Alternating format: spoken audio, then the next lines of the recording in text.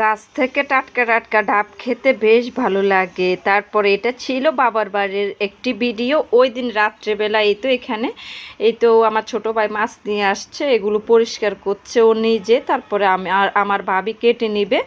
Hi everyone, আমি আরও সেতু ব্লগ থেকে সেতু। আসসালামু আলাইকুম, সবাই কেমন আছেন? আলহামদুলিল্লাহ আমরা সবাই অনেক অনেক বেশি ভালো আছি।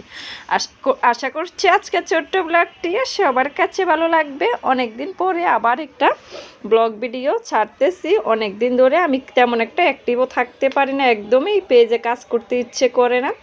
আর এটা ছিল আমার আপু। পরের দিন এই তো কলা গাছের এখানে বকুলি কাটতেছে। এটা কোন কোন জেলাতে খায় বলে যাবেন। আমাদের জেলাতে খুবই পছন্দ করে বকুলি তরকারিটা। এটা দিয়ে নিরামিষ তরকারি রান্না করা হবে। সাথে এই তো মিষ্টি কুমড়োর পাতাটা দিবে। এটা রান্নাটা প্রায় হয়ে গেলে তারপরে দিবে পাতাটা। আর এই তরকারিটা খেতে ভীষণ মজা ছিল। আর এখানে কাতল মাছ ভুনা করবে, সাথে মুরগির মাংস রান্না করবে বাচ্চাদের জন্য। আর এদিকে সবগুলো ধুয়ে নিচ্ছে আমার ভাবি, আমি একটু ভিডিও করতেছি। সাথে এখানে এই তো কলা কাটতেছে, কলা দিয়ে তারপরে মাছ দিয়ে রান্না করবে। আর সবগুলো রান্না কিন্তু অফ ক্যামেরায় রান্না করে নিচ্ছে। আমি কিন্তু তেমন একটা আর ভিডিও করা হয়নি, যেহেতু ছোট বাবু আছে। আমি সবসময় কিন্তু ক্যামেরাটা অন করতে পারি না।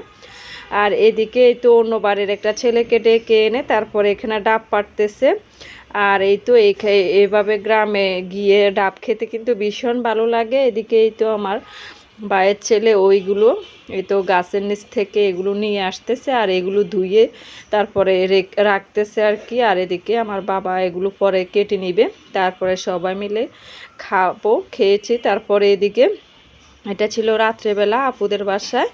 তারপর হঠাৎ করে গিয়েছি আপুদের বাসায়। আপু এই তো হালকা পাতলা আয়োজন করেছে, এখানে ডিম, তারপর রূপচাঁদা মাছ ভুনা করেছে, পোলাও রান্না করেছে এখানে, তারপরে বকের মাংস রান্না করেছে। আর বক অনেক বছর পরে খেয়েছি আর কি, আলহামদুলিল্লাহ।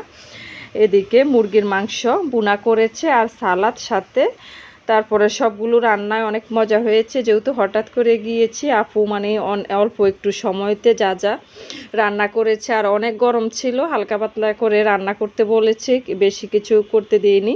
এই তো এখানে মুরগির মাংসটা ভেজে নিয়েছে আর ভুনা করবে। এদিকে কিন্তু রান্না করা শেষ। এই তো সবাই মিলে খেতে বসছি আলহামদুলিল্লাহ। এদিকে এই তো বাচ্চাদেরকে আগে দিয়ে দিয়েছি, দিয়ে তারপরে আমরা পরে বসছি।